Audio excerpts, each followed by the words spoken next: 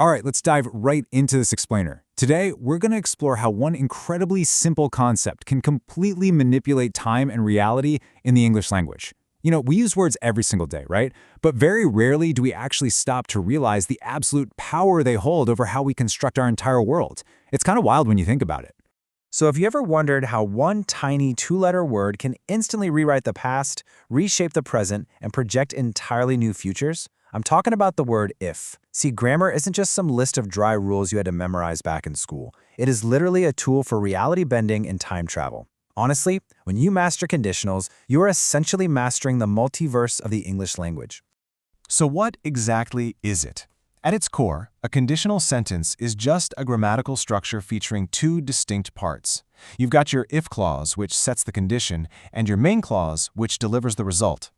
Think of it like a chain reaction. The main clause only ever sparks into reality if that specific condition in the if clause is actually met. It's basically a strict cause and effect equation. Simple enough, right? To master this, we're going to follow a pretty clear roadmap today. First, we'll look at the anatomy of if, then facts and likely futures, followed by daydreams and imaginary realities. After that, we'll explore changing the past, and finally, wrap up with some common traps to avoid. Okay, let's start with Section 1, the anatomy of if, and the basic rules of our linguistic reality. What's actually really interesting here is that the order of reality doesn't matter, but the punctuation absolutely does. Check this out. If the condition comes first, if it rains, we will stay at home, you have to anchor it with a comma before revealing the result. But flip it around. We will stay at home if it rains. When the main clause takes the lead like that, the word if acts as a natural bridge, so no commas needed at all. It's a tiny visual detail for sure, but man, it instantly elevates your writing. Moving right along to Section 2, Facts and Likely Futures. We're looking at the zero and first conditionals here. We begin grounded in total reality with the zero conditional. This one is reserved for general truths, scientific laws, and solid habits. Both the if clause and the main clause use the present simple tense, and that's because the result is a guaranteed fact, like if you heat ice, it melts, or plants die if they don't get water. A really great trick to remember here is that in the zero conditional, the word if can almost always be swapped with the word when without changing the meaning even a little bit. When you heat ice, it melts. It's an absolute certainty. No alternate realities here. Now, stepping just slightly forward in time, we hit the first conditional. We use this for real, highly likely situations in the future. There are real-world stakes here, guys. If you study hard, you will pass. You are presenting a highly probable future. And notice this key detail. While we usually use will in the main clause, you can easily swap it for can, might, or even a direct instruction. Like, if it gets cold, take a jacket. You still believe the condition is totally possible. You're just tweaking the certainty of the result a bit. All right, Section 3, Daydreams and Imaginary Realities. We are now officially leaving reality behind entirely and stepping into the realm of the unlikely, the untrue, and the hypothetical with the second conditional. Take a look at this classic sentence.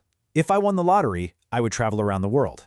The absolute crucial point here is that the second conditional imagines unreal present or future scenarios. We build this by using the past simple in the if clause. If I won, paired with would and a base verb in the main clause, I would travel. Now listen closely, because despite using past tense verbs, we are not talking about the past. Not at all. We are talking about a totally imaginary present or future. It's literally the grammar of daydreams, desires, and hypotheticals. But within this dream world, there's a very specific trap, the to be quirk. In formal English, when we use the verb to be in a second conditional, we use were for every single subject. Yes, even I, he, she, and it.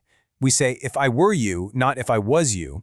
If he were taller, actually scratch that. People say was in casual speech all the time. But properly, it's if he were taller. Using were acts as this massive neon sign to the listener, signaling, hey, we are in a completely imagined space right now. This is not reality. Now things get incredibly fascinating. Section 4, Changing the Past, third and mixed conditionals. Let's trace this on a timeline to really grasp the third conditional. The past action is fixed, you didn't study. The past result is fixed, you failed. And your present reality is, well, regret. But using the third conditional, we can imagine a different past that never actually happened. We say, if I had studied harder, I would have passed the exam. By combining the past perfect had studied with would have passed, we are effectively rewriting history to express criticism or regret about things we simply cannot change anymore. It's time travel through grammar. But wait, what if your altered past changes your today? Well, that brings us to mixed conditionals. I want you to treat these like coding formulas that allow you to bridge entirely different time periods. Look at the first structure, a past condition leading to a present result. If I had studied medicine, I would be a doctor now. You just take the if plus past perfect from the third conditional and smash it right into the would plus base verb of the second conditional. Or you can do the reverse, a permanent present condition altering a past result. If she weren't so shy, she would have joined the debate. It's literally a grammatical bridge across time.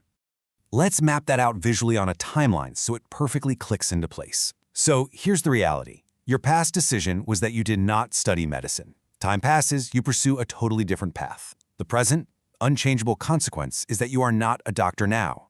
The mixed conditional lets you trace this invisible line between the two. If I had studied medicine back then, I would be a doctor right now. An unreal condition in the past permanently echoes into today's unreal result. It is incredibly powerful for explaining the absolute weight of our past choices. All right, to ensure you can wield these reality-bending tools without accidentally breaking the timeline, we need to hit our final section, common traps to avoid. Let's play a quick, rapid-fire game of Spot the Era. Okay, listen to this sentence. If I will see him, I will tell him. Try saying it out loud. It feels kind of clunky, right? Just a bit heavy. I want you to actively think about it and identify exactly why this sentence breaks the rules of English conditionals. What's the fatal flaw here? Well, here's how we fix the future trap. Step 1, we isolate the if clause, if I will see him. Step 2 is basically the golden rule of conditionals. Never ever use will or would inside the if clause itself. You must keep those words safely isolated in the main clause, saving them entirely for the result. Therefore, step 3 gives us our crisp, final correct sentence. If I see him, I will tell him. First conditional, real and possible. Let's throw one more very common third conditional trap your way. Challenge yourself to fix this broken time machine. If they would have listened, they wouldn't have got lost. Honestly, this is a mistake native speakers make all the time in casual conversation. Can you spot how to fix it? Let's break down the correction logically. The incorrect phrase is, if they would have listened. Again, we've got that pesky word would sneaking into our if clause, where it absolutely does not belong. For an unreal past, remember a third conditional, the condition must be anchored firmly in the past perfect tense. That means using had plus a past participle. So it simply becomes if they had listened. That perfectly sets the stage to trigger the imaginary would have result in the main clause. If they had listened, they wouldn't have got lost. Which brings us to our final thought for today. If you had known conditionals were this powerful, how much sooner would you have mastered them? Notice what I just did there. That's a third conditional, looking back at an unreal past, imagining a completely different outcome. You now hold the grammatical keys to state facts, project futures, dream up alternate realities, and rewrite history itself. The rules are in your hands now. Go use them.